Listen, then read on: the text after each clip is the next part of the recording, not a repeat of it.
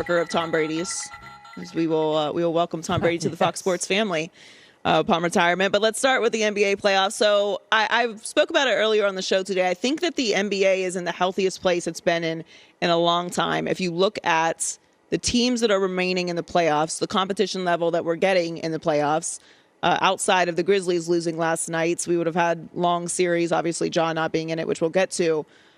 And the teams that are in the playoffs are all well coached, for the most part, very well run, and have developed players. And you're seeing this in the ratings. The ratings up 23%. I think you're getting great basketball, and you're seeing patient, well-run organizations being rewarded with success. And I think that's great for the league. I agree. Now, if they can just get the officiating right, we can't have everything, right? Joy. Obviously, we can't. You know what's unique about this situation, though, Joy, is just generally the NBA enjoys its greatest popularity when it has a team that everybody's gunning for, when it has that super team and it has it in the major markets. And what we're seeing is while the major markets are, well, let's say bigger markets are engaged, we don't have LA, we don't have New York, and yet the numbers are going up. And I don't know whether this is a reflection of some sort of shift or whether it's the impact of social media. But the fact that you would have a Ja Morant in Memphis, a relatively new star, leading the social media engagement and the replays of videos, I think we're seeing maybe a sea change when it comes to sports, but certainly the NBA, and how it gains traction and popularity. Because what we have right now, where we don't have really a favorite to win it all, and yet everybody is engaged and excited, that works for the NFL when there's parity. It generally has not worked for the NBA, and yet we are seeing a rise in popularity when we don't have that. So I don't know whether this is just an outlier or whether it's something new. But just as a sports fan, I would rather see the NBA parrot the NFL and make it about parity. Make the Memphis Grizzlies being great, Ja Morant being able to stay in Memphis and have all of the success and attention and celebrity that comes with being a great player in the NBA. I'd love to see that model work. It just hasn't in the past. Yeah, it's interesting because the NBA tends to trend younger with the fans than the NFL, and maybe that has something to do with it because there's the younger fans didn't grow up watching the bad boy Pistons. They didn't even really see, Kobe's Lakers. They really are, the LeBron generation of fans that are now getting older. They're, they're in the purchasing age is mostly LeBron fans. Mm-hmm. Like they certainly did not see all of that and forget Jordan. So there's a little bit of a different energy when it comes to what these younger fans are consuming and what they like. I do think rivalries are still important, but it's like I said earlier, like it's kind of like soft rivalries. Like, yeah, we're going to play tough. Someone might step over the line, but then we're going to apologize for it. And that's just not something that you would see or hear in, the 80s or 90s. Yeah. Well, and the other problem is that when we talk about rivalries or we talk about, back and forths, guys have to stay in one place for that to happen. The rivalries have to happen between teams, not players. And so are we going to see a sea change in that? Normally, at this point, job blowing up, people would be asking, okay, so where's he going to go next? When's he going to go to LA? When's he going to go to the Knicks? And we're not hearing that. And generally, we haven't heard that with international players. They're more likely to stay put. A Giannis Antetokounmpo staying in Milwaukee, that's generally the trend there. A player like Ja Morant would mean, well, he has to go to a big market. We've been hearing that for years with Donovan Mitchell being in Utah.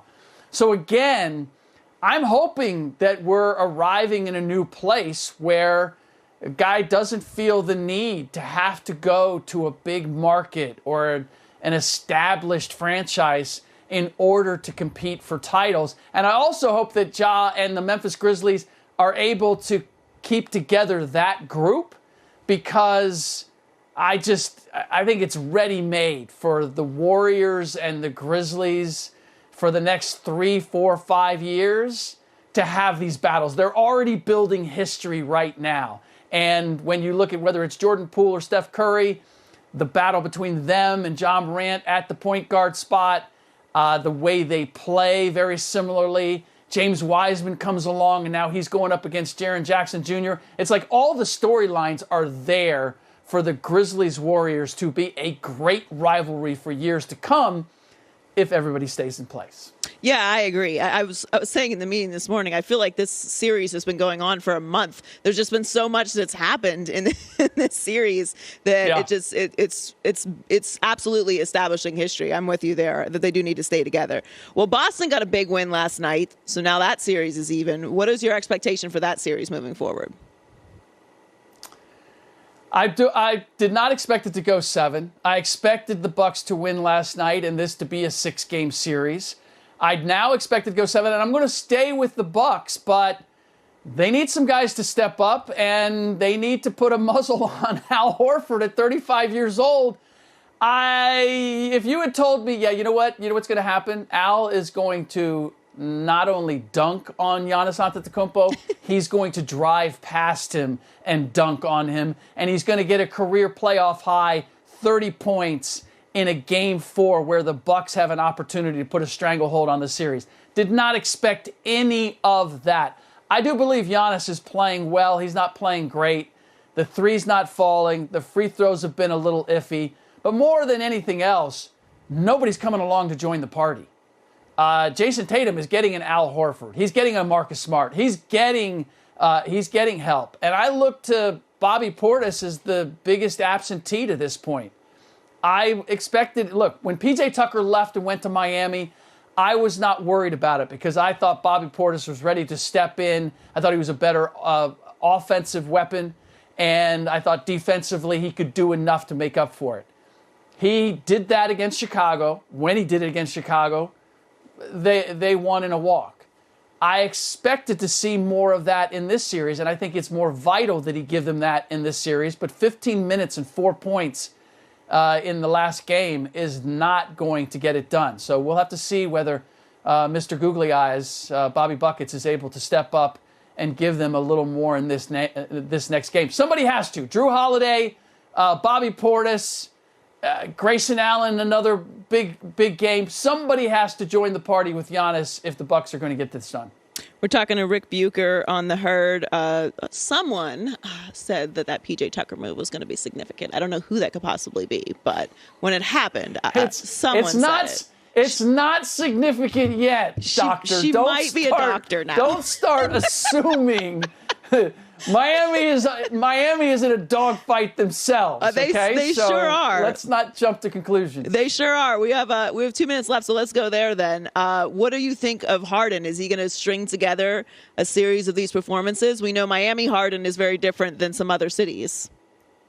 Yeah. No, I mean, this has been the problem. I never doubted that Harden could have a game like this. But what we expect from the James Hardens, what we expect from guys who've been named to the 70 all-time greats, is that they are consistently great. And that has not been it. And I hate to downplay what Harden did, but the three was falling, and he was getting calls at the rim, and the Philadelphia 76ers seemed to have bought into the idea that Harden was washed. I don't think they played him particularly hard. I believe that is the Heat played him particularly hard. I expect that is going to be different in this next game, and that Harden is going to be tested, and that lack of conditioning is going to show itself once again. So I'm not buying that Harden has suddenly leaped into a time machine and is going back to the Harden that we're used to, who gave us consistent performances. I would be more likely to bet on that this was a one-off, and we'll see Miami Harden once again. Well, for the Heat's sake, I hope you're right. But it was fun to watch James Harden back as himself for that game, and he was playing with a lot of energy. It was fun to watch. Thanks so much for jumping on, Rick. Appreciate you. Have a great week. You have it, Doctor. You too. Thanks, Rick. Joy Taylor in for Colin Cowherd alongside Alex Curry all week. If you don't know what Rick is talking about, I got an honorary doctorate from my alma mater this weekend after I gave the commencement speech, which I was very nervous about, but did it. You know, it was a checklist, like a bucket thing. list. It was. I mean, I was a don't great know that I had bucket ever list. planned on it because I didn't think that I would ever get to the point where someone would want to. Yeah. But you did great. Stop saying you were nervous because you did an amazing job. Let's put that I narrative was behind nervous, us. You did amazing. You inspired a bunch of young children, and now you're a doctor. Thank you. Dr. Joy. Thank you very much, Alex. We'll talk to Mary Kay Cabot, one of my favorite reporters, Cleveland Browns reporter. She does an amazing job. We'll talk to her and discuss this new wave of Lakers information that we just got from a Bill Plaschke article coming up next on The Herd.